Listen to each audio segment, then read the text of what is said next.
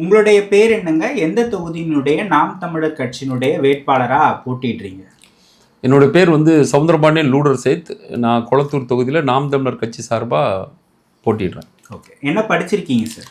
நான் பிஎஸ்சி முடிச்சுட்டு எல்எல்பி முடிச்சிருக்கேன். ஓகே. உங்களுடைய குடும்ப பின்னணியை பற்றி சொல்லுங்கள். அரசியல் பின்புலம் வாய்ந்த குடும்ப பின்னணியிலேருந்து வரீங்களா, இல்லை ஒரு சாதாரண குடும்பத்திலேருந்து வரீங்களா நீங்கள்? இல்லை, நம்ம ஒரு சாதாரண குடும்பம் தான். நம்ம அப்பா விவசாயி தான். பட் அப்பா அம்மாலாம் இப்போ இறந்துட்டாங்க. விவசாய பூமியெல்லாம் அப்பா இருக்கும்போதே சேல் பண்ணிட்டாங்க. நம்ம சொந்த மாவட்டம் தூத்துக்குடி மாவட்டம். பட் நான் சென்னைக்கு 31 வருஷமாக ஆச்சுது. சென்னையில் தான் இருக்கிறேன் நான். ஓகே. நீங்கள் கொளத்தூர் தொகுதியை சேர்ந்தவங்க தான். இப்போ கொளத்தூர் தொகுதியில் தான் கொளத்தூரில் நான் இப்போது 20 வருஷமாக இருக்கிறேன். ஓகே. இந்த கொளத்தூர் தொகுதிக்கு உட்பட்டு 16 வருஷமாக. ஓகே. இப்போ என்ன சொல்வது, சிறு வயதிலிருந்தே அரசியல் ஆர்வம் அப்படிலாம் இருந்ததா உங்களுக்கு, இல்லை ரொம்ப லேட்டர் ஸ்டேஜில் தான் நீங்கள் அரசியலை கூர்ந்து கவனிக்க ஆரம்பிச்சிங்களா? இல்லை, அரசியல் ஆர்வம் பார்த்திங்கன்னா நமக்கு அது ஸ்கூல் படிக்கிற காலத்திலேருந்தே ஒன்று இருந்தது. எப்படின்னா அரசியல் பற்றின நம்ம சிந்தனைகள், அரசியல் எப்படி நடக்குது, நம்ம நம்ம நம்ம நாட்டு அரசியல் தாண்டி நம்ம உலக அரசியல் லெவலில் நம்ம அதை ரொம்ப அதை சிந்திக்கிறது, அதை பற்றி தெரிஞ்சுக்கிறது. நான் எப்பவுமே இப்போ இல்லை, ரொம்ப காலம் அந்த காலேஜ் படிக்கிற காலங்கள்லேயே இந்த உலகத்தில் என்னென்ன நடந்துகிட்டு இருக்குது, இது எப்படி எப்போ பார்த்திங்கன்னா இந்த சமூகத்தில் எப்போவுமே அங்கங்கே ஒரு வார் நடக்கும். ஸோ அந்த ஓரெல்லாம் ஏன் நடக்குது, ஒரு நாடு எப்படி இதுக்காக சண்டைக்கு போனாங்க, என்ன காரணத்துக்கு போனாங்க, யார் ஜெயிப்பாங்க, யார் தோப்பாங்க, இந்த மாதிரி பொருளாதாரத்தில் ஏன் இப்படி பின்தங்கியிருக்காங்க, சில நாடுகள் வல்லாதிக்க நாடுகளாக மாறினது எப்படி, அவங்கள்ட்ட என்னென்ன மாதிரி வல்லாதிக்கிறதுக்கான காரணம் என்ன, இதெல்லாம் கூட அந்த சிந்தனையோடு நம்ம வளர்ந்தோம். பட் அரசியலுக்குன்னு முழுமையாக நம்ம வந்ததில்லை. பட் இப்போது அண்ணன் சீமானுடைய பேச்சை தான் நம்ம ரொம்ப விரும்பி கேட்டதுனால, அவர் ஒரு சிந்தனையாளர்னு சொல்ல முடியாது, அவர் சிந்தனையாளர்லாம் தாண்டி ஒரு சிந்தனைகளை பிரதிபலிக்கக்கூடிய ஒரு பெரிய மாபெரும் சக்தியாக இருந்துகிட்ருக்கிறார். ஸோ இதை நம்ம பார்க்கும்போது இப்போ நாம் ஏன் அவருக்கு சப்போர்ட் பண்ணக்கூடாது அப்படிங்கிற ஒரு எண்ணம் தோண்டிச்சு. ஸோ அந்த எண்ணத்தோட வெளிப்பாடு தான் நம்ம நாம் தமிழர் கட்சியில் 2021 பயணிக்கிறோம். ஓகே. இப்போ உங்களுடைய முழு நேர பணின்னா என்னன்னு சொல்லுவீங்க? நீங்கள் என்னவா இருக்கீங்க இப்போ? முழு நேர பணி அப்படின்னா நம்ம ஆக்சுவலி நான் ஆக்சுவலாக லா படித்த அப்புறம் நான் இந்த தெரப்பி கொஞ்சம் படித்தேன். ஒரு 10 வகையான தெரப்பி பண்ணுவேன். அது அக்குபஞ்சர் அந்த மாதிரி தெரப்பிலாம் உண்டு. அந்த மாதிரி தெரப்பியில் எனக்கு ஒரு ஒரு ஒரு பிரச்சனை ஒன்று இருந்தது. அது ஒரு இருமல் மாதிரி ஒரு பிரச்சனை இருந்துச்சு. ஸோ அந்த பிரச்சனையை ஒரு டாக்டர் அதை கிளியர் பண்ணி விட்டார், இந்த அக்குபஞ்சர் பண்ணி. ஸோ நான் என்ன நினச்சேன்னா, இந்த மாதிரி ஒரு மருந்து மாத்திரைகள் இல்லாமல், ஒரு ஆப்ரேஷன் பண்ணாமல் ஒரு வியாதியை குணப்படுத்தக்கூடிய ஒரு சிஸ்டம் இந்த உலகத்தில் இருக்குது. அதை நாம் போய் தெரிஞ்சுக்கலாம் அப்படின்னு சொல்லிட்டு அதை போய் படிக்கும்போது அதில் நிறையா இருக்குது. அக்குபஞ்சர் மட்டும் மக்களுக்கு தெரியும். பட் இந்த மாதிரி வர்மா தெரப்பி, அந்த மாதிரி நிறைய தெரப்பி இருக்குது. அதில் ஒரு 10 வகையான தெரப்பி நான் படித்தேன். ஸோ இதை நம்ம மக்களுக்கு எப்படியாவது பயன்படுத்தலான்னு சொல்லிட்டு இப்போ ஒரு சில தீர்க்க முடியாத சில வியாதிகள் கூட நம்ம அதை தீர்த்து வைக்கிறோம். அது மக்களுக்கு அது நம்ம பயனுள்ளதாக இருக்குது. அதை நான் இப்போ பண்ணிட்டு வரேன். ஓகே. ஒரு தேர்தலாக வேட்பாளராக போட்டியிடணும் அப்படின்னா, எப்படி சொல்கிறேன்னா, இப்போ நம்ம முழு நேரமாக அரசியலுக்கு வரணும் அப்படின்னா நிறைய சகிப்புத்தன்மையும் பொறுமையும் மக்களுக்காக நேரத்தை கொடுக்குற மனப்பான்மையும் இருக்கணும். அந்த பக்குவத்துக்கு நீங்கள் வந்துட்டதா நினைக்கிறீங்களா? அதை நம்ம முழுமையாக சொல்ல முடியாட்டி கூட நம்ம அந்த சிந்தனை நம்மளுக்கு முழு நேரமாக இருக்குது. நம்ம நாம் தமிழர் கட்சியில் பயணிக்கிற ஒவ்வொரு நிமிடமும் கூட பார்த்திங்கன்னா, இப்போ இன்றைக்கி அண்ணன் என்ன பேசினார், அண்ணன் எங்கே போனார், இன்றைக்கி என்ன புதுசாக இப்போ ஒரு விழிப்புணர்வு கொடுத்துருக்காங்க, மக்கள் என்ன சிந்திக்கிறாங்க, இதை பற்றின படிப்பு, இதோட புரிதல், இதை நம்ம ஒவ்வொரு நாளும் அதை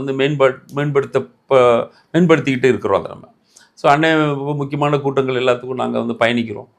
அதே மாதிரி நான் ஆக்சுவலாக கையிட்டு ஊழல் ஒழிப்பு பாசறையில் இருக்கிறோம்.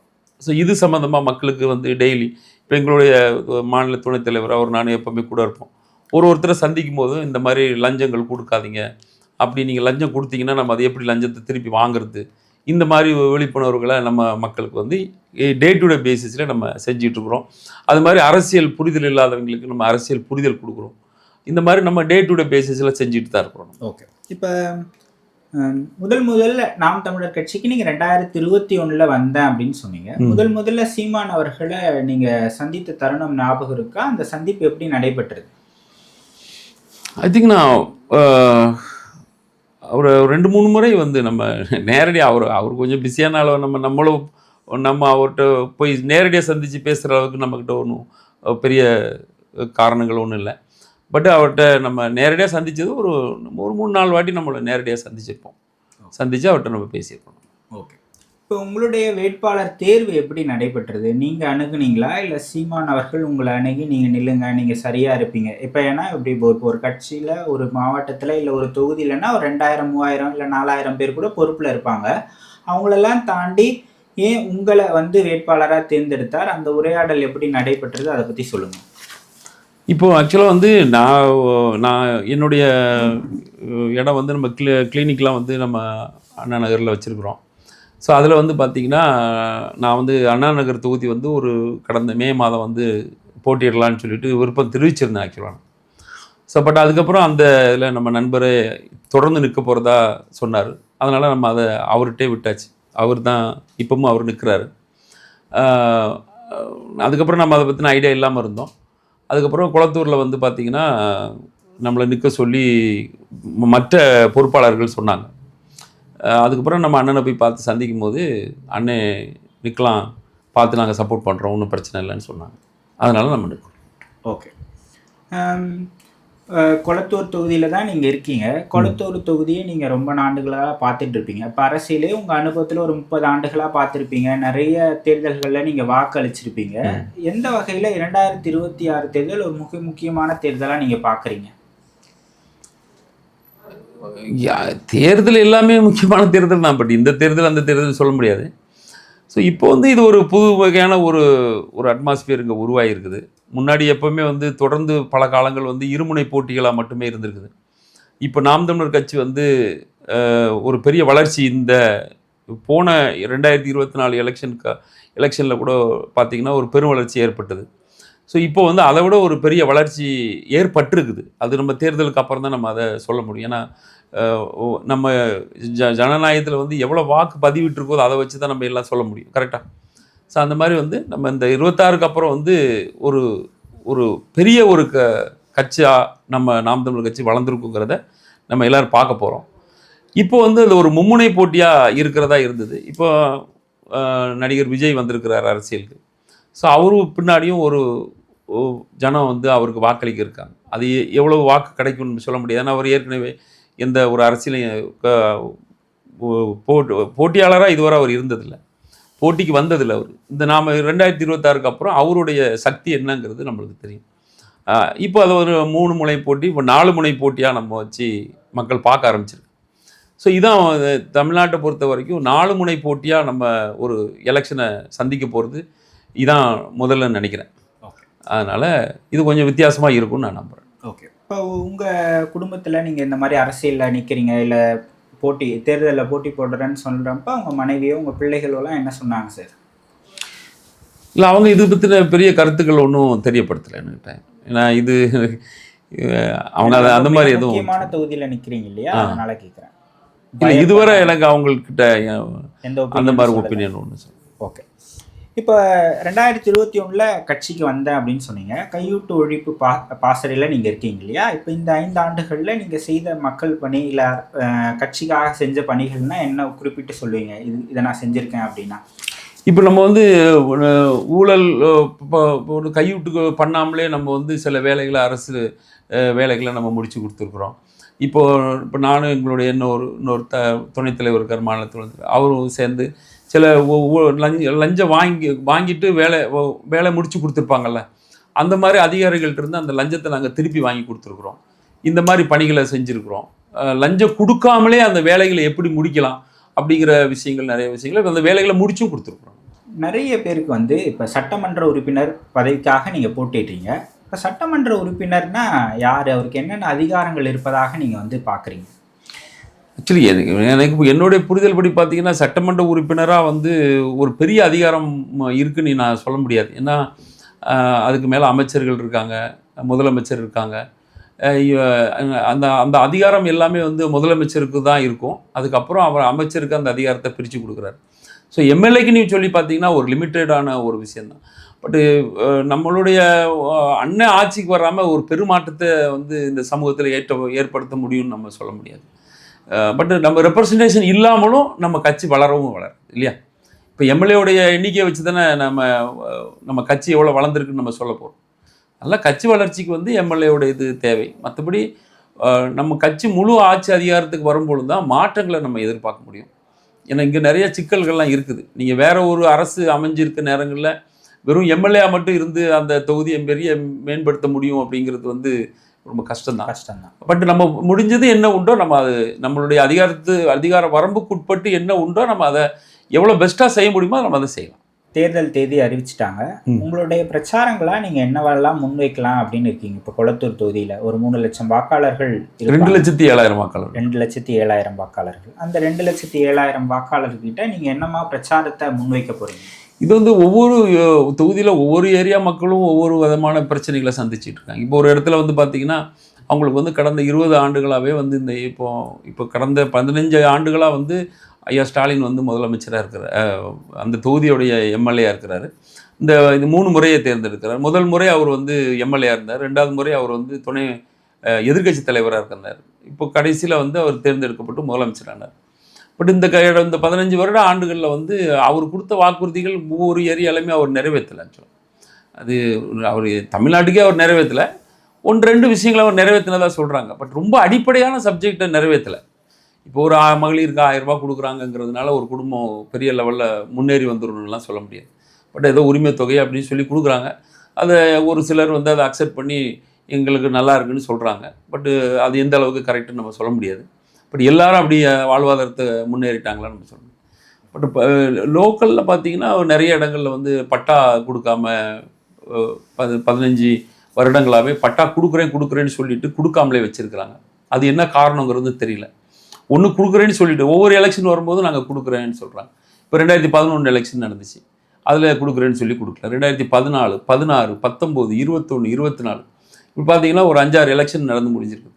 எல்லா எலெக்ஷன்லேயும் வந்து அதில் பட்டா கொடுக்குறேன்னு சொல்லிட்டு அவங்க அந்த மக்களை ஏமாற்றி ஓட்டு மட்டும் வாங்கிட்டு அதுக்கப்புறம் அதை பண்ணுறதில்ல. சரி, இந்த ஜனமும் அதை திரும்பி நம்புது. என்ன காரணம்னா, ஒருத்தர் ஆட்சியில் இருக்கிறவர் வந்து சொல்லும் போது நீங்கள் நம்பி தானே ஆகணும்.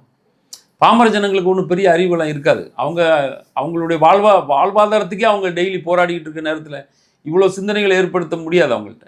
பட் அவங்கள்ட்ட ஒரு பொய்யா சொல்லிட்டு நாங்கள் இந்த டைம் பட்டா தரோம், நான் 3 மாதத்தில் தரேன், 4 மாதத்தில் தரேன்னு சொல்லிட்டு ஏமாற்றி அந்த ஜனங்களுடைய வாக்குகளை பெற்று இவங்கெல்லாம் வந்து பதவிக்கு வந்துடுறாங்க. பட் அதுக்கப்புறம் அவங்க எதையுமே அங்கே பண்ணுறதில்ல.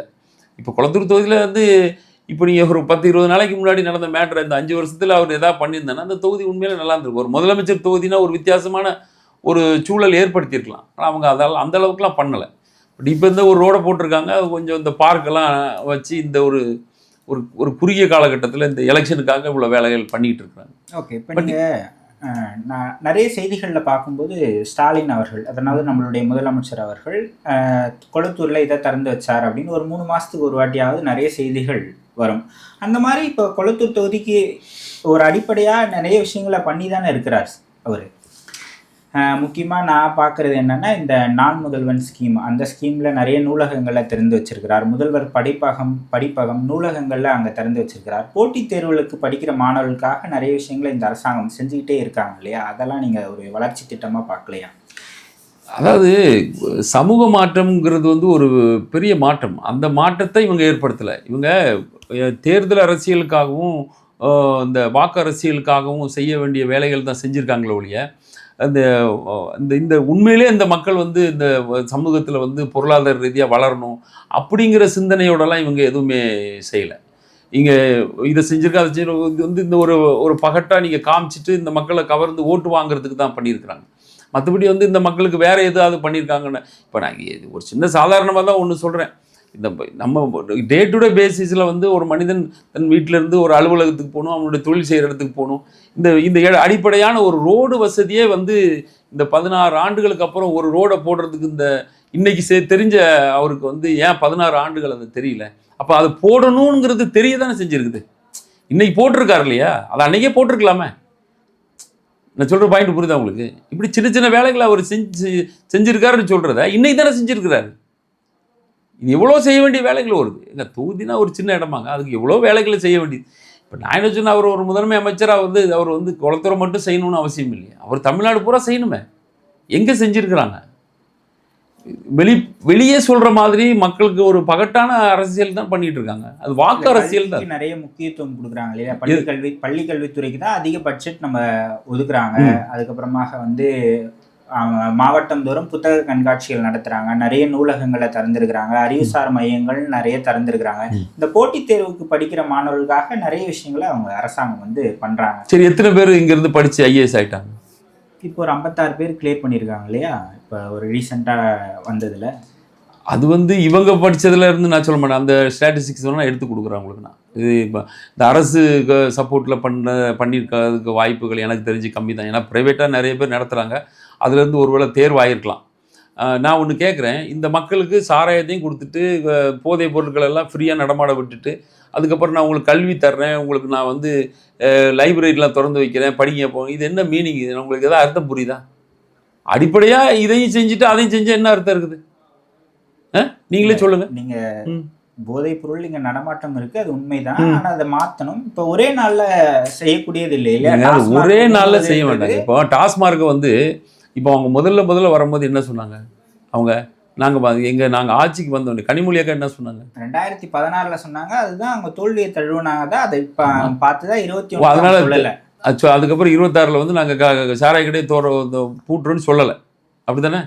சொல்லலை. சரி, அப்போ சாராய கடையை வந்து அவங்க வச்சிருந்தா இவ்வளோ மக்கள் பாதிக்கப்படுறாங்கிறது தெரியுமா தெரியாது? இல்லை தெரிஞ்சுதான் வச்சிருக்காங்களா தெரியாம வச்சிருக்காங்களா? தெரியும் தானே. ஆமா, அப்போ மக்களும் இப்ப இல்ல மக்களுக்கே தெரியும் தானே இதனால பாதிப்புன்ட்டு தெரிஞ்சுதானே அவங்களே பயன்படுத்துறாங்க. இல்ல அதாவது நீங்க வாய்ப்புகள் கிடைக்கும் போது தான் நீங்க அதை பயன்படுத்த பார்ப்பீங்க. உங்களுக்கு இப்ப சாராயமே கிடைக்கல, எத்தனை பேர் குடிப்பாங்க சொல்லுங்க? மேபி அது வேணா ஃபாரின்ல இருந்து கடத்தி வந்து கூட கொஞ்சம் பேர் குடிக்கலாம், அது வந்து கொஞ்சம் ஒரு லிமிட்டடா இருப்பாங்க. பட் இன்னைக்கு வந்து ஃப்ரீயாக கிடைக்கும் போது நான் ஒரு வாட்டி இப்போ இல்லை, நான் ஒரு 2-3 வருடங்களுக்கு முன்னாடி வந்து என்னுடைய ஒரு ஃப்ரெண்டு ஊர்லேருந்து வந்திருந்தார். அப்போ அவர் வந்து என்னை கூப்பிட்டுருந்தாரு. அப்போ எனக்கு உடம்பு சரியில்லை அந்த டைமில் வந்து எனக்கு அது ஒரு கிறிஸ்மஸ் டைம் ஆக்சுவலாக ரொம்ப ஃபீவரிஷாக இருந்துச்சு. நான் படுத்திருந்தேன். இல்லை மாப்பிள்ளை வா, நாங்கள் ஒரு இடத்துல பாரில் இருக்கோம், நீ வா அப்படின்னாங்க. இப்போ நான் சொன்னேன், எனக்கு உடம்பு சரியில்லைடா, நாளைக்கு நம்ம இப்போ வெளியே பார்ப்போம் அப்படின்னு. இல்லை நீ வந்துரு நான் உனக்கு போயிட்டேன். நான் போனால் அந்த பாருக்கு அது பார், அது சாராயம்னா பார்னா உள்ளே சாராயம் கொடுக்குறாங்கல்ல, நம்ம போய் எங்கேயும் சாராயம் குடிச்சதில்லை. அப்போ உள்ளே போனால் உள்ளே லேடிஸு, கம்ப்ளீட்டாக லேடிஸ் இருந்தாங்க. நான் உடனே நினச்சேன், இது வேறு இடத்துக்கு வந்துட்டோம் போல் நம்ம அப்படின்ட்டு திருப்பி உள்ளே இருந்து அவனுக்கு ஃபோன் அடித்தேன். இல்லை வெளியே போர்டு நீ சொன்ன தான் இருக்குது, உள்ளே வந்தால் லேடிஸாக உட்காந்துருக்காங்களே என்ன அப்படின்னு. இல்லை நீ வந்து உள்ளே ஒரு ரைட்டு எடுத்துகிட்டு திருப்பி லெஃப்ட் எடு, நாங்கள் உட்காந்துருக்கோம் அப்படின்னா. நான் உள்ளே போய் பார்த்தா உள்ளே இன்னொரு இடத்துல லேடிஸ் தான் உட்காந்துருந்தாங்க. ஒரு இடத்துல லேடிஸ் எல்லாம் டான்ஸ் ஆடுறாங்க. உள்ளே போனால் இவங்க ஒரு 3 பேர் அங்கே ஒரு டேபிளில் உட்காந்துருக்காங்க. இப்போ இவ்வளோ எல்லாம் சின்ன சின்ன பசங்க லேடிஸ். இந்த மாதிரி ஒரு கலாச்சாரம் எப்படி உருவாச்சு நம்ம நாட்டில் சொல்லுங்கள்? இப்போ இன்றைக்கி அந்த பிள்ளைங்க யாருன்னு எனக்கு தெரியாது, யாரோ வந்து இருக்காங்க. நாளைக்கு இதே கலாச்சாரம் தான் இன்றைக்கி, நாளைக்கு என் பிள்ளைங்களும் இதே சமூகத்தில் தானே வாழணும், என்னோட ஜென்ரேஷனும் இதே சமூகத்தில் தானே வாழணும். நீங்கள் உங்கள் பிள்ளைங்களை எந்த சமூகத்தில் விட்டுட்டு போகிறீங்க? இந்த சமூகத்தில் தானே விட்டுட்டு போகிறீங்க. நம்ம பிள்ளைங்க நல்லா இருக்கும்னு நினைக்கிறோம், படிக்க வைக்கணும், நல்ல சிந்தனையில் இருக்கணும், நல்ல வேலை பார்க்கணும், நிம்மதியாக இருக்கணும், எல்லாம் அது நம்ம நினைக்கிறோமா இல்லையா? நினைக்கிறோம். அன்றைக்கி சமூகம் இப்படி தான் இருக்குது. இதுக்குள்ளே தான் விட்டுட்டு நீங்கள் போகணும். எல்லாரும் கடந்து போகிறோமே. யார் எந்த பேரண்ட்ஸும் 100 வருஷம் பிள்ளைங்க கூட இருக்க முடியும்? அவங்க பிள்ளைங்க வந்துட்டு தான் இருக்கும். அப்போ நமக்கு ஜெனரேஷனாக நாம் இந்த மாதிரி ஒரு சமூகத்தில் தான் நம்ம பிள்ளைங்களை விட்டுட்டு போகணும். அப்போ சமூக மாற்றமே ஏற்படுத்துறதுக்கு யாருக்குமே நோக்கம் இல்லைன்னா, சமூக மாற்றம் கல்வியின் மூலமாகத்தானே ஏற்படும். நம்ம கல்வியை கொடுத்துட்டு தானே இருக்காங்க. ஏங்க அந்த கல்வி இதையாவது சேர்த்து கொடுத்து என்னங்க பிரயோஜனம்? நீங்கள் படிக்கிறவனுக்கு படிப்பு தானே கொடுக்கணும். நீங்கள் இப்போ சாராய கடையும் திறந்து வச்சுருக்கீங்க, பக்கத்தில் கல்வி கூடமும் திறந்து வச்சுருக்கீங்க. எப்படி நீங்கள் இப்போ ஒரு சின்ன எக்ஸாம்பிள் சொல்கிறேன். ஒரு இடத்துல ஜூஸ் கடை நீங்களே போடுங்க, பக்கத்தில் ஒரு ஒயின் ஷாப்பு போட்டு வச்சுக்கோங்க, எங்கே கூட்டம் வரும் சொல்லுங்கள்? மனிதன் தானங்க. மனிதன் ஒன்றும் ஒரு பெரிய இது புனிதராக இருக்க முடியாது. ஒரு வாய்ப்பு கிடைச்சதுன்னா மனிதன் தவறு செய்ய தான் செய்வான். நீங்கள் அந்த வாய்ப்பை நீங்கள் தானே கொடுக்குறீங்க. ஓகே, இப்போ அரசியல் படுத்துதல், மக்களை அரசியல் படுத்துதல் மூலமாகத்தான் நம்ம வந்து நம்மளுடைய வாக்காளர்களை ஈர்க்க முடியும். நீங்கள் வந்து உங்களுடைய கொள்கைகளை நீங்கள் வந்தால் என்ன செய்வீங்க அப்படின்றத சொல்லி தான் நீங்கள் வந்து மக்களை உங்களுடைய கொள்கைகளை சொல்லி உங்களுக்காக நாம் தமிழர் கட்சிக்காக வாக்கு சேகரிப்பீங்க. மக்களை அரசியல் படுத்த முடியும்ன்ற நம்பிக்கை இருக்கா? இப்போ 8% வாக்கு சதவீதம் உங்களுக்கு வந்து இருக்கு. அது ஒரு 30 தாண்டும் போது தான் நீங்கள் அரசியல் அதிகாரத்தை பெற. இல்லை, அது கண்டிப்பாக பண்ண முடியும். எப்படின்னா, உங்களுக்கு வந்து எப்போ நீங்கள் உங்களுக்கு ஒரு பாதிப்பு வருதோ அப்போ நீங்கள் அரசியலை விட்டு யாரும் வெளியே போக முடியாதுங்க. நீங்கள் இப்போ நம்ம உட்காந்துருக்கணும் அரசியல் தான் கரெக்டாக. நீங்கள் எலக்ட்ரிசிட்டி கட்டணும், வாடகை கட்டணும், அது டேக்ஸ் கட்டணும், எல்லாம் இருக்கா இல்லையா? ஒரு பொருள் வந்து இப்போ நம்ம பேசிக்கிட்டு இருக்க அந்த ஒரு கேமரா நீங்கள் வாங்கியிருப்பீங்க, அதுக்கு ஒரு டேக்ஸ் கட்டியிருப்பீங்க. ஸோ அரசியலுக்குள்ளே தான் மனிதன் இருக்கு. அரசியல் விட்டு வெளியே போக முடியாது. நீங்கள் தெரியாமல் வேணா இருக்கலாம், அரசியல் உணர்வு இல்லாமல் புரிதல் இல்லாமல் இருக்கலாம், ஆனால் அரசியலுக்குள்ளே தான் நீங்கள் இருந்து ஆகணும். ஸோ இந்த புரிதல் எப்போ உங்களுக்கு வரும் அப்படின்னா, அடுத்த நாள் உணவு உங்களுக்கு எப்போ கேரண்டி இல்லைன்னு தோணுதோ, உங்களுக்கு சாப்பாடு எப்போ பிரச்சனை வருதோ, அப்போ உங்களுக்கு வந்து இந்த புரிதல் அதுவாகவே வந்துடும். எப்போ தேவை வருதோ அப்போ புரிதல் வந்துடும். இப்போ கண்டுபிடிப்புகள் எடுத்துங்க, உங்களுக்கு தேவைக்கு தானே நீங்கள் கண்டுபிடிச்சிருக்கீங்க இல்லையா? ஒன்றுமே ஒரு தேவை அந்தந்த நேரங்களில் பட்டிருக்கும், அதுக்கு உங்கள் பிரெயின் வேலை செய்ய ஆரம்பிச்சிடும். அந்த கண்டுபிடிப்பை நீங்கள் நிகழ்த்திடுவீங்க. அடுத்தது ஒன்று தேவைப்படும். அப்படி தான் கண்டுபிடிப்புகள் வந்தது. அதே மாதிரி இந்த புரிதல்ங்கிறது ஒரு தேவை தான். இந்த தேவை எப்போ வரும்? உங்களுக்கு தேவைப்படும் போது வந்துடும். அந்த புரிதல் உங்களுக்கு ஆட்டோமேட்டிக்காக வந்துடும். புரட்சிங்கிறது ஒரே நாளில் வர்றது தானே, நாள்பட்டுலாம் வரதில்லை. அடுத்த நாள் உணவு உங்களுக்கு கேரண்டி இல்லைன்னா புரட்சி வந்துடும். இப்போ நீங்கள் ஈரானில் ஒரு பெரும் புரட்சி வந்துச்சு, நிறைய பேரை கொண்டுட்டான்னு சொன்னாங்க. இந்த புரட்சி எப்படி வந்தது? உணவு இல்லை, தண்ணி இல்லை, புரட்சி வந்துருச்சு. அந்த ஒரு நிலை ஒரு நாள் வரும். அந்த நாள் வரும்போது உங்களுக்கு புரட்சி வரும். ஓகே. இப்போ மற்ற தொகுதிகளை விட நீங்கள் நிற்கிற தொகுதியை நான் வந்து ரொம்ப கடினமான தொகுதியாக பார்க்கிறேன். ஏன் அப்படி சொல்கிறேன்னா, இப்போ அங்கே ஆல்ரெடி 3 முறை அவர் சட்டமன்ற உறுப்பினராக வெற்றி பெற்றிருக்கிறார். அவர் ஜெயித்தால் ஒருவேளை முதலமைச்சர் ஆகலாம். இப்போ நம்ம தொகுதியில் சிஎம் இருந்தால் நமக்கு பெருமை அப்படின்னு நினச்சி மக்கள் வாக்களிக்கக்கூடிய ஒரு மனநிலை இருக்கலாம். அப்போ நீங்கள் அந்த இடத்துல நீங்கள் நாம் தமிழர் கட்சிக்கு வாக்களிங்க அப்படின்னு என்ன முன் வச்சு நீங்கள் கேட்பீங்க வாக்குகளை? இல்லை, இப்போ இந்த நடைமுறையில் நம்ம சொல்லும் பொழுது அதான் சொல்கிறாங்க, எப்போவுமே வந்து எல்லா விஷயமும் எல்லாருக்கும் ஒரே டைமில் புரியுறது இல்லை. இப்போது நான் கொஞ்சம் கொஞ்சமாக தான் புரியும். இப்போ ஒரு கட்சிக்கும் ஆளுங்க இருக்காங்களா இல்லையா? இப்போ நிறைய கட்சிகள் இருக்குது, அந்தந்த கட்சிகளுக்கு பிடிப்பாக மக்கள் இருக்காங்களா? இப்போ நீங்கள் வந்து ஐயா ராமதாஸ் எடுத்துக்கோங்க, நீங்கள் அந்த கட்சியை சார்ந்தவங்கள்ட்ட நீங்கள் போய் பேசிங்கன்னா அதெல்லாம் ஒரு கட்சியாம்பாங்க மற்ற கட்சிகள் இல்லையா? எங்கள் கட்சி தான் பெரிய. அப்படி தான் அது அவங்கவுங்களுக்கு ஒரு பற்று இருக்கும் ஒரு கட்சி மேலே. அந்த பற்றுகளை நீங்கள் உடைக்கிறதுல நிறைய சிரமங்கள் இருக்க தான் செய்யும், இல்லைன்னு சொல்ல முடியாது. காரணம், நீங்கள் திரும்பி ஒரு பெரிய விழிப்புணர்வு தான் நீங்கள் கொடுத்து தான் ஆகணும். அது கொடுக்கும்போது உங்களுக்கு வரும். அது கொஞ்சம் கொஞ்சமாக தான் வருது. நம்ம கொஞ்சம் பெரிய லெவலில் ஏற்படுத்த முடியும் அப்படின்னு அன்னை நினச்சி தான் நிறையா பெரிய பெரிய மீட்டிங்லாம் நடத்தியிருக்காங்க. இன்றைக்கும் பெரிய போராட்டம் பண்ணிட்டு தான் இருக்காங்க. அந்த விழிப்புணர்வு இவ்வளோ போராட்டத்துக்கு அப்புறம் தான் இன்றைக்கி ஒரு 36 லட்சம் பேருக்கு அந்த விழிப்புணர்வு ஏற்பட்டு. ஸோ இந்த போராட்டம் தொடர்ந்து நடத்திக்கிட்டு இருக்கிறோம். ஸோ இந்த 26லையும் ஒரு பெரும் மாற்றங்களை உருவாக்கியிருக்கு அப்படின்னு சொல்லி நம்புகிறோம். அது வந்து வாக்குப்பதிவுக்கு அப்புறம் தான் நம்ம சொல்ல முடியும். ஓகே. ஸோ இப்போ நம்ம எதுவுமே சொல்ல முடியாது. ஓகே. இப்போ அங்கே எத்தனை பூத்ஸ் இருக்குன்னா கொளத்தூர் தொகுதியில்? மொத்தம் வந்து 286. 286. எல்லா வாக்கங்கள்லையும் நீங்கள் வந்து பூத் ஏஜென்ட்ஸை நிரப்பிட்டீங்களா? நாங்கள் போட்டுட்ருக்கோம். ஓகே. அவங்களுடைய பணிகள் நீங்கள் சொல்லிட்டீங்கன்னா இந்த மாதிரி தான் உங்களுடைய ஒர்க் இருக்கும். நீங்கள் இதை பூத் டே ரொம்ப முக்கியம் இல்லையா? அந்த போலிங் டேல அந்த மேனேஜ்மெண்ட் பண்ணுறது ரொம்ப முக்கியம். அதற்கான ஒர்க்ஸ் அந்த ஏற்பாடு இந்த டைம் நாங்கள் கொஞ்சம் நல்லா சிறப்பாக பண்ணுறோம். இதுக்கு முன்னாடி வந்து அதை கொஞ்சம் சரிவர பண்ணாமல் தான் இருந்திருக்கிறாங்க. பட் இந்த 26 எலெக்ஷன் வந்து இங்கே நான் கொளத்தூர் மட்டும் சொல்லலை, பெரும்பாலும் எல்லா தொகுதிகளிலுமே தமிழ்நாடு ஃபுல்லுமே கொஞ்சம் அதை நாங்கள் அடுத்த லெவலுக்கு மூவ் ஆகிருக்கோம், இல்லைன்னுலாம் சொல்ல முடியாது. ஒவ்வொரு எலெக்ஷன்லையுமே வந்து வாக்குப்பதிவு சதவீதம் வந்து நாம் தமிழர் கட்சிக்கு வந்து அதிகப்படுத்திட்டு தான் வந்திருக்கு. அப்போ ஏதோ ஒரு மாற்றம் ஏற்பட்டுட்டு தான் இருக்குது அடிப்படையாக. ஸோ இதுலேயும் ஒரு பெரும் வளர்ச்சி இருக்கும், கண்டிப்பாக இருக்கும், அதில் மாற்றம் கிடையாது. பட் எவ்வளோ வளர்ச்சிங்கிறது நமக்கு மே மாதம் தெரிஞ்சிடும். இன்னொன்று நான் அடிப்படையில் கேட்கணும்னு நினைக்கிறது, இப்போ 4 பிரதான வேட்பாளர்கள் இருக்கிறாங்க கொளத்தூர் தொகுதியில். நீங்கள் இருக்கீங்க, ஸ்டாலின் சார் கண்டிப்பாக இருக்க போகிறாங்க. இன்னும் 2 பேர் யாருன்னு தெரியல. அதிமுகவில் யார், அதிமுக கூட்டணியில் யாருன்னு தெரியல, தாவேக்கால யாருன்னு தெரியல. இந்த 4 பேரை தாண்டி மக்கள் ஏன் உங்களுக்கு வாக்களிக்கணும் அப்படின்றத காரணங்கள் அடுக்குங்க. இப்போ வந்து தாவக்கா விட்டுருங்க, ஏன்னா அவங்க வந்து எந்த கொள்கையுமே வந்து அவங்க அதாவது இப்போ ஒரு டிஃப்ரெண்டான ஒரு கொள்கையை முன்னிறுத்தலை அவங்க. இப்போ அதிமுகவும் திமுகவும் ஏற்கனவே அவங்களுக்கு ஒரு கொள்கை இருக்குது, புதுசாக அவங்களும் ஒன்றும் சொல்லலை. 2 பேரும் வந்தாலும் சாரையக்கடை அங்கே தான் இருக்கும். 2 பேரும் வந்தாலும் ஆட்சி முறையில் எந்த விதமான மாற்றம் ஏற்படாது. அது வந்து மக்களுக்கும் நல்லாவே தெரியும்.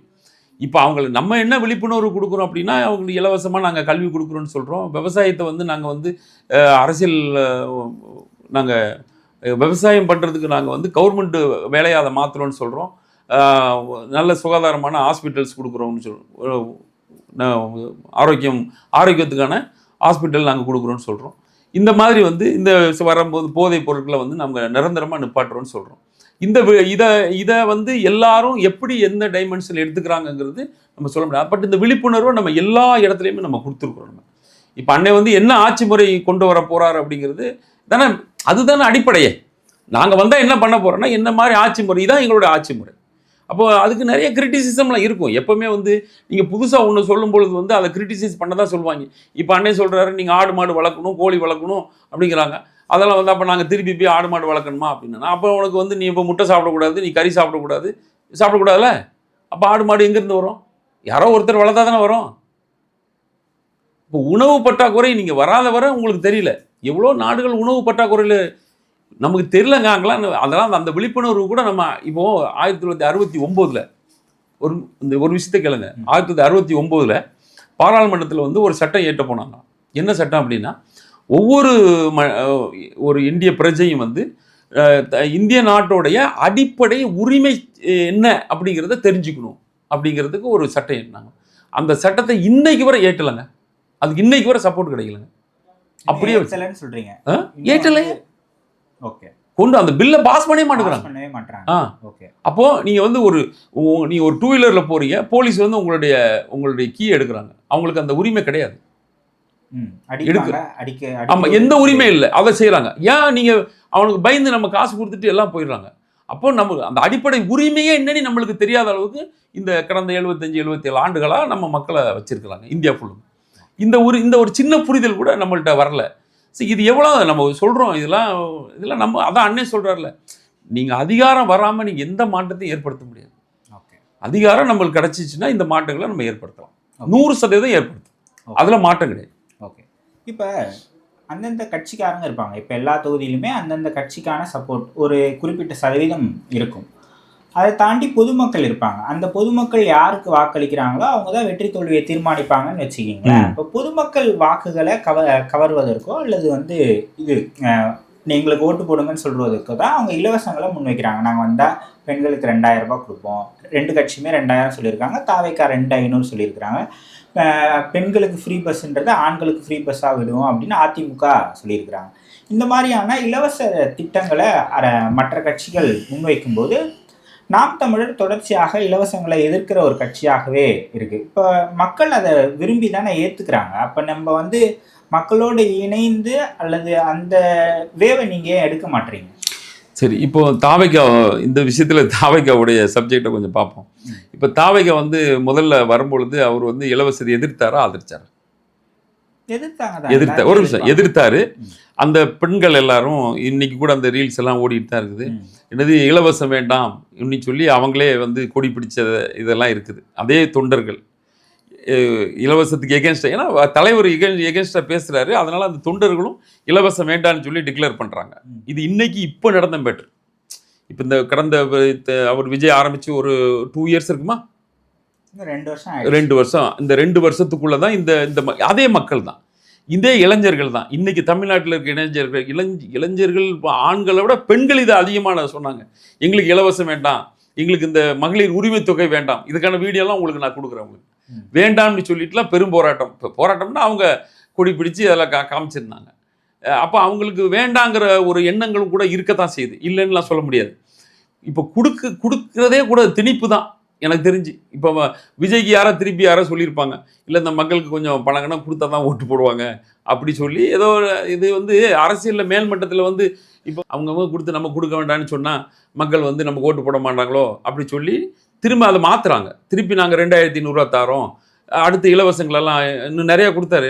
தாய் மாமன் சீரு அந்த மாதிரி அவரு 6 கேஸ் கொடுக்குறேன் அப்படின்னு சொல்ல. அப்போ இதை திருப்பி அதே பெண்கள் வந்து அதை திருப்பி சரிங்கிறாங்க. ஸோ மனிதன் வந்து நமக்கு அதான் இது புரிதல் இல்லைன்னு சொல்றது. இலவசம்ங்கிறது எப்படி வருது அந்த கேள்விக்கு உங்க பதில் என்ன சொல்றீங்க? யார்கிட்டே கேட்டு பாரு. இலவசம் 6 சிலிண்டர் எப்படி வருது? என் கவர்மெண்ட்டுக்கு ஃப்ரீயா கிடைக்குதா? கிடைக்கலையே. கவர்மெண்ட் மக்களுக்காக அவங்க வாங்கி காசு கொடுத்து வாங்கி நம்ம கட்டுற வரி பணத்துல. சரி, வரி பணம் நீ கடன்ல வாங்கி வச்சிருக்கிற. இப்போ சர்ப்ளஸ் பட்ஜெட் போடுறோம், நியாயமானதுங்க. நீங்க சொல்றது நியாயமானது தான்.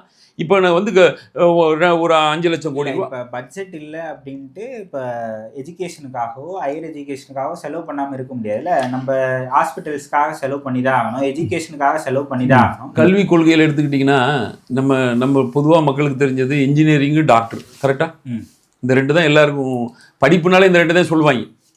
டாக்டர் தான் பெருசு. அதுக்கப்புறம் இன்ஜினியரிங் சப்ஜெக்டை சொல்லுவாங்க. கரெக்டாக. இப்போ ஸ்டாட்டிஸ்டிக்ஸ் என்ன சொல்லுது அப்படின்னா 81.5% இன்ஜினியரிங் ஸ்டூடெண்ட்ஸ் வந்து நான் எம்ப்ளாயபிளாக இருக்காங்கன்னு சொல்லுது. ஓகேவா? இப்போ இவங்களோட கல்வி கொள்கைன்னா என்னங்கிறது இப்போ புரிஞ்சிருக்கும். இப்போ தரம் இல்லாத கல்விகளை நம்மளுக்கு கொடுக்குறாங்க. கரெக்டாக. இதுக்கு நிறைய செலவு பண்ணுறாங்க அப்படின்னு நீங்கள் சொல்கிறீங்க. செலவு பண்ணுறாங்க, ரைட்டு. இன்னொன்று எம்பிபிஎஸ் எடுத்துக்கோங்களேன், மருத்துவத்தை எடுத்துக்கோங்க. இன்றைக்கி மருத்துவத்தில் சயின்ஸ் அண்ட் டெக்னாலஜி வந்து நிறைய டெவலப் ஆகிருக்கு. மாடர்ன் சயின்ஸு டெவலப் ஆகிருக்கு, மாடர்ன் மெடிசின் டெவலப் ஆகிருக்கு. இன்றைக்கி வந்து அதிகமான மெடிக்கல் காலேஜ் உள்ள ஸ்டேட்டு கூட தமிழ்நாடு தான். உண்மையாக பொய்யா? கண்டிப்பாக. ஆமாம். இப்போ வந்து கடந்த 30 ஆண்டுகள் எடுத்துக்கிட்டிங்கன்னா நிறைய ஹாஸ்பிட்டல்ஸ்லாம் உருவாயிருக்கு. உண்மையா இல்லையா? இப்போ அப்போலோ ஹாஸ்பிட்டல்லாம் வந்து பார்த்தீங்கன்னா முதல்ல வரும்போது இந்த கிரீம்ஸ் ரோட்டில் மட்டும்தான் ஒரு இருந்துச்சு. இன்றைக்கி கிரீம்ஸ் ரோடுகளே ஒரு பல இடங்களில் பில்டிங் கட்டி வச்சுருக்காங்க. உண்மையாக பொய்யா? கண்டிப்பாக இருக்குது. இப்போ ஏகப்பட்ட இடத்துல அப்போலோ ஹாஸ்பிட்டல் குழந்தைங்கள மதுரையில் இருக்குது. பல ஊர்களெல்லாம் இன்றைக்கி வந்து அப்போலோ ஹாஸ்பிட்டல் கட்டிட்டாங்க. கரெக்டாக? சரி, நான் ஒரு சின்ன கேள்வி கேட்குறேன், அதுக்கு நீங்கள் பதில் சொல்லுங்கள். இப்போது சயின்ஸ் டெவலப் ஆகிருக்கு, மாடர்ன் சயின்ஸ் டெவலப் ஆகிருக்கு, மாடர்ன் மெடிசின் டெவலப் ஆகிருக்குது, இன்ஜினியரிங் காலேஜ் வந்து அதிகமான இன்ஜினியரிங் காலேஜ் வந்திருக்குது, அதிகமான டாக்டர்ஸ் வெளியேறாங்க தமிழ்நாட்டில். உண்மையாக பொய்யா? கண்டிப்பாக. சரி, இப்போ நோய்கள் குறையணுமா, நோய்கள் கூடணுமா? நோய்கள் குறையிலையே, கூட்டிகிட்டு தான் இருக்குது. நான் கேட்டதுக்கு பதில் சொல்லுங்கள். குறையணுமா கூடணுமா? நோய்கள் குறையணும். ஏன் குறையலை? ஏன் கூடிச்சு? அது காரணம் என்ன? இது கண்டுபிடிக்கணும்ல. நம்மளுடைய உணவு பழக்கமாக இருக்கு. அப்போ அந்த உணவு யார் கொண்டு வந்தா? யார் பெர்மிஷன் கொடுத்தது? சொல்லுங்க. கல்விக்கு பணம் செலவு பண்ணுறாங்களே, இதுக்கு எதுக்கு செலவு பண்ணணும்? நோயை கூட்டுறதுக்கு நீங்கள் மெடிக்கல் காலேஜ் ஆரம்பிக்கிறீங்களா? டாக்டர்ஸ் உருவாக்குறீங்களா? உங்கள் உணவு முறைகளெல்லாம் நோயை உருவாக்குறதுக்கு கொடுக்குறீங்களா நீங்கள்? இந்த கேள்விக்கு பதில் இல்லையே. நிறைய கேள்விகள் இருக்குது, பதில் தான் இல்லை. ஏங்க இதைத்தானது மாற்றம்னு சொல்கிறோம். நீங்கள் எல்லாத்துக்கும் அதை பண்ணுறேன் இதை பண்ணுறேன் அப்படின்னு சொல்கிறது மாற்றம் கிடையாது. எதையாவது ஒன்று மாற்றி இருக்கணும்ல. இல்லைங்க, இவ்வளோ பேஷண்ட்ஸ் வந்துக்கிட்டு இருந்தாங்க ஜிஹெச்சுக்கு கடந்த ஆண்டு, இந்த வருஷம் வந்து ஜிஹெச்சுக்கு வந்து பேஷண்ட்ஸ்லாம் குறைஞ்சிட்டாங்க, இந்த ஏரியாவில் வந்து மக்கள்லாம் ஆரோக்கியமாகிட்டாங்க, இந்த கிராமத்தில் இதுக்கு முன்னாடி வந்து 1000 பேருக்கு உடம்பு சரியில்லாமல் இருந்தாங்க, இப்போ அந்த அந்த கிராமத்தில் 100 பேர் தான் உடம்பு சரியில்லாமல் இருக்காங்க, இப்போ 900 பேர் குறைஞ்சிட்டாங்க. இது மாற்றம் இல்லை. இதுக்கு முன்னாடி அந்த கிராமத்தில் யாருமே நோய் வாய் இல்லாமல் இருந்தாங்க, இப்போ கிராமமே நோயாக இருக்குது. இதை மாற்றம். இதுக்கு நாங்கள் வந்து மெடிக்கலுக்கு வந்து நாங்கள் நிறையா செலவு பண்ணுறோம், நாங்கள் தாராளமாக அவங்க மெடிசின்லாம் வாங்கி கொடுக்கணும். எதுக்குங்க மெடிசின் வாங்கி கொடுக்கணும்? சர்க்கரை நோய் நிறைய பேருக்கு இருக்கு. ஏன் வருது? சர்க்கரை நோய் வந்து அதிகமாக ஸ்ட்ரெஸ் ஆகிற வருது. ஏன் ஸ்ட்ரெஸ் ஆகுத? உங்ககிட்ட பொருளாதாரம் இல்லை. வீடை ரன் பண்ணுறதுக்கு அவன் எவ்வளோ கஷ்டப்பட்டுட்டு இருக்கா தெரியுமா? நீங்கள் சேலரிடு பீப்புள் நம்ம நினைக்கிறோம். சேலரி நீங்கள் ஒரு 40,000 50,000 வாங்கிட்டு நீங்கள் வீடை ரன் பண்ணி பாருங்கள், உங்களுக்கு தெரியும். எல்லாம் டேக்ஸு, எல்லா பக்கமும் டேக்ஸ், நீங்கள் தொட்டா டேக்ஸ், எல்லாமே டேக்ஸ் தான். நீங்கள் 50,000 வருமானம்னா திருப்பி போயிட்டு சின்ன சின்னதாக செலவு பண்ணுறீங்க, எல்லாத்துக்கும் டேக்ஸ் கட்டி முடிச்சுட்டு வீட்டுக்கு வந்துடுறீங்க. திருப்பி அடுத்த மாதம் சம்பளம். இதுக்கு இடையில லோன் வேறு ஓடும். சிலர் கொஞ்சம் சம்பளம் அதிகமாக உள்ள அந்த ஐடி செக்டரில் வேலை பார்க்குறவங்கலாம் நீங்கள் 1 கோடி ரூபா 1.5 கோடி ரூபாய்க்கு ஒரு வீடை வாங்கிடுறாங்க. அந்த வீட்டுக்கு மாதம் 1 கோடி 1 லட்சம் 1.5 லட்சம் லீவ் கட்டணும். அந்த வேலையில் ஏதாவது பிரச்சனை ஆயிடுச்சுன்னா போச்சு, வாழ்க்கையே போச்சு. ஸோ இதை இப்போ இந்த மாதிரி ஒரு சிச்சுவேஷனை வந்து ரெடி நாமளே பண்ணி வச்சுட்டு நாங்கள் எல்லாத்தையும் கொடுத்து என்ன கொடுத்தாங்க? அடிப்படையாக செய்ய வேண்டிய வேலைகளை இவங்க செய்யாமல் எந்த ஒரு மாற்றத்தையும் இவங்க கொண்டு வர முடியாது. இப்போ இனிமேல் இந்த கல்வி சப்ஜெக்டை நீங்கள் யார்கிட்டையும் கேட்கும்போது இதை சேர்த்து கேளுங்க. நீங்கள் ஓகே, கல்வியெல்லாம் இவங்க கொடுக்கல, நடிக்கிறாங்க கொடுக்குற மாதிரி. நாம் தமிழர் கட்சிக்கு மக்கள் ஏன் வாக்களிக்கணும்? ஒரு 3 காரணங்கள் அடிப்படையில் உங்கள் தொகுதி மக்களுக்கும் சொல்லுங்கள், ஒட்டுமொத்தமாக தமிழ்நாடு மக்களுக்கும் சொல்லுங்கள். தான் பார்க்க போகிறாங்க இந்த காணொலியை. அதை நம்ம ஒட்டுமொத்தமே சொல்லலை. ஏன்னா வந்து இது ஒரு குறிப்பிட்ட கொளத்தூர் தொகுதிங்கிறது வந்து பார்த்தீங்கன்னா அது தமிழ்நாட்டுக்குள்ளே இருக்கிற ஒரு தொகுதி தான். மக்கள் எல்லாருக்கும் வந்து சட்டத்திட்டங்கள் ஒன்று தான், மக்களுடைய அரசுடைய நலத்திட்டங்களும் ஒரே மாதிரி தான் போய் சேரணும். கொளத்தூருக்குன்னு தனியாக செப்பரேட்டான திட்டம்லாம் போட்டு யாரும் செய்ய முடியாது. அப்படி எந்த தொகுதிக்கும் யாரும் செய்ய முடியாது. கரெக்டு தானே? அதனால் அது பொதுவாக தான் நம்ம சொல்ல முடியும். இப்போ மக்கள் ஏன் நாம் தமிழர் கட்சிக்கு வாக்களிக்கணும் அப்படின்னா, ஒரு நிறைய காரணங்களை சொல்லலாம். நான் உங்களுக்கு 2-3 காரணங்களை நான் சொல்கிறேன். இப்போது முதல் காரணமாக நம்ம வந்து ஒரு அடிப்படை சிந்தனையை கொண்டு வர்றதுக்கே வந்து இந்த மதுகளை ஒழிக்கணும். இந்த மதுகள் ஒழிக்காமல் நீங்கள் சிந்திக்கிற திறனையே கொண்டு வர முடியாது உங்கள்கிட்ட. இது முதல் திட்டமாக நம்ம செய்வாங்க. இப்போ அண்ணன் ஆட்சிக்கு வந்தாருன்னா முதல் திட்டமாக அதை தான் செய்வார். ஓகேவா? அதுக்கப்புறம் உங்களுடைய அடிப்படை தேவைகள் என்ன? கல்வி. கரெக்டாக? தரமான கல்வியை நாம் இலவசமாக கொடுக்குறோன்னு சொல்கிறோம். இப்போ வந்து எஜுகேஷனலுக்கு வந்து நாங்கள் லோன் கொடுக்குறோம். எதுக்கு லோனுங்கிறேன்? இப்போ திருப்பி இல்லை நாங்கள் அந்த லோனை நாங்கள் வந்து தள்ளுபடி பண்ணுறோம். நீ தான் லோன் கொடுக்குற, அப்புறம் நீ தான் தள்ளுபடி பண்ணுற. இது ஏமாத்துறது இல்லையா? புரிஞ்சுதா உங்களுக்கு? சரி, இப்போ கல்வி கொடுத்தாச்சு. உங்களுக்கு இந்த சாராயங்களை ஒழிச்சதுன்னா முதல்ல உங்களுக்கு நோய் கிடையாது. கரெக்டாக? இப்போ இந்த மருத்துவத்தை வந்து நம்ம கொடுத்துடலாமா ஈஸியாக? நோய் அதிகமாகவே இருக்காது. அப்போ தரமான மருத்துவமும் கொடுக்க முடியும். இப்போ நோயையும் நானே உருவாக்கிட்டு நானே மருத்துவம் பண்ணுறதா இருந்தால் முடியாது. இப்போ நோயாளிகள் குறைஞ்சிருவாங்க. வயதானவர்கள் நோயே இல்லாமல் மரணம் வராது. அதனால் இயற்கையாகவே மனிதனுக்கு வயதான பிறகு ஒரு நோய் வரும். அந்த நோய்களுக்கு நம்ம மருத்துவம் சிறப்பாக கொடுக்கலாம். ஓகேவா? இதை நம்ம முன்னிறுத்துவோம். அப்போது கல்வி இலவசமாக கிடச்சிக்கிட்டுதா? உண்மையான தரமான மருத்துவம் உங்களுக்கு இலவசமாக கிடச்சிக்கிட்டுதா? நோய் வராமல் நம்ம தடுத்துறோமா? எல்லாருமே பொருளாதார ரீதியாக ஒரு முன்னேற்றம் அடைகிறதுக்கான திட்டங்களை நம்ம வச்சுருக்கிறோம். தற்சார்பு பொருளாதார கொள்கையை வச்சுருக்கிறோம். அந்த கொள்கையில் நம்ம வந்து நிலைச்சி நிற்போம். ஸோ பொருளாதார ரீதியாக மக்கள் வந்து நீங்கள் கஷ்டங்கும் போது தான் நம்ம தப்பு செய்யணும். நீங்கள் எப்போ ஒருத்தர் திருட போகிறான், ஒருத்தர் தப்பு செய்ய போகிறான், தவறான வழியில் போகிறான்னா அவன் பணத்துக்காக தான் போகணும். இப்போ ஒருத்தர் சாராயம் வைக்கணும், ஒருத்தர் கஞ்சா வைக்கணும்னா அவனுடைய பொருளாதாரத்தை மேம்படுத்துறதுக்காக தான் அந்த தப்பான வழியை தேர்ந்தெடுக்கிறான். கண்டிப்பாக. இப்போ அதை தேர்ந்தெடுக்க வேண்டிய அவசியம் இல்லாமல் ஆக்கிட்டோன்னு தப்புகள் குறைஞ்சிரும். இப்போ இவ்வளோ போலீஸ் ஸ்டேஷனே தேவை கிடையாது. நீங்கள் இப்போ இவ்வளோ போலீஸ் ஸ்டேஷன் இருக்குது, க்ரைம் ரேட்டும் அதிகமாக இருக்குது. இது என்ன? எனக்கு அர்த்தமே நிஜமாவே புரியலங்க. எல்லா இடத்துலையுமே நீங்கள் சர்வேலன்ஸ் கேமரா போட்டு வச்சுருக்காங்க. உண்மையாக ஸ்கூலில் சுற்றி வச்சுருக்காங்களா இல்லையா? போலீஸ் எல்லா இடத்துலையும் போலீஸ் இருக்கா இல்லையா? எதுக்கு இவ்வளோ க்ரைம் வருது? தேவைதான். அந்த பொருளாதார தேவை. அப்போ நீ வந்து இப்போ இவனை பொருளாதாரத்தில் முன்னேற்றவும் விடமாட்டுக்கிறாங்க. இவனுக்கு காலையிலேருந்து சாயங்காலம் வர சாராயம் குடிக்க வச்சுருக்காங்க. இவன் போய் எங்கே வேலை செய்வான்? இன்றைக்கி பாருங்க, வட இந்தியர்கள் பூரா நம்மள்கிட்ட வந்து வேலை செய்கிறாங்க. இப்போ ஒரு உண்மை என்னென்னா, இந்த வட இந்தியர்களை இப்போ ரிட்டர்ன் கூட அனுப்ப முடியாதுன்னு நினைக்கிறேன். ஏன்னா இங்கே என்ன ஹோட்டல் நடத்த முடியாது. எல்லா ஹோட்டல்லையும் அவங்க செய்ய முடியாது. இப்போ இவனை குடிக்க வச்சுட்ட வட இந்தியாவிலேருந்து வந்து வேலை செஞ்சுட்டு இருக்கான். இப்போ அவனை போகவும் சொல்ல முடியாது. அவனை கூட நம்ம ஸ்லோவாக இப்போ இதெல்லாம் க்ளோஸ் பண்ணி இந்த சாராய கடைலாம் மூடிட்டு இவனை திருப்பி இவனை எஜுகேட் பண்ணி இந்த வேலைகள்லாம் நம்ம செய்ய வச்சா தான் இவனை வெளியேற்ற முடியும். அந்த மாதிரி ஒரு சூழலை உருவாக்குனது யார்? ஸோ இதெல்லாம் மக்களுக்கு நம்ம சொல்லணும். சொல்லிட்டு தான் இருக்கிறோம். விழிப்புணர்வு ஆகுறாங்க, இல்லைன்னு சொல்ல முடியாது. ஸ்லோவாக ஆகுது. இது தேடுதல் இருக்கவனுக்கு தான் கிடைக்கும். நீங்கள் தேடவே இல்லைன்னா உங்களுக்கு கிடைக்காது. இப்போ ஒரு சிலர் என்ன சொல்கிறாங்கன்னா, நாங்கள் திமுகவை தவிர யாருக்கும் வாக்களிக்க மாட்டோம். தெரியாமலே சொல்கிறாங்க. நாங்கள் கடைசி வர ரெட்டலை தாங்க, நாங்கள் பரம்பரையாக ரெட்டலை தான் போடுறோம். தெரியாமல் தான் சொல்கிறாங்க. இந்த அரசியல் விழிப்புணர்வை நம்ம கொடுத்துட்ருக்கோம், இனிமேலும் கொடுப்போம். இந்த அண்ணன் சொன்ன மாதிரி நாங்கள் வெற்றிக்காக மட்டும் போராடலை, மக்களுக்காக போராடுறோம். மக்கள் என்னைக்கு வெற்றி கொடுக்குறாங்களோ அன்றைக்கி நாங்கள் வெற்றி தோக்குறதுனால எந்த பிரச்சனையும் நாங்கள் பண்ண போகிறது கிடையாது. அதை நாங்கள் இதுவரை எவ்வளோ எலெக்ஷனில் தோத்துட்டு நாங்கள் அதை ஒரு நாள் கூட ஐயோ நம்ம கட்சி தோத்துட்டான் அப்படின்னா அப்படி நினச்சது எப்பவும் கிடையாது. கட்சி இருக்கிறவரை நாங்கள் உழைப்போம். மக்கள் என்னைக்கு புரிதல் வருதோ அன்றைக்கி ஓட்டு போடட்டும், அன்றைக்கி அவங்களுக்கான ஆட்சி கிடைக்கும்.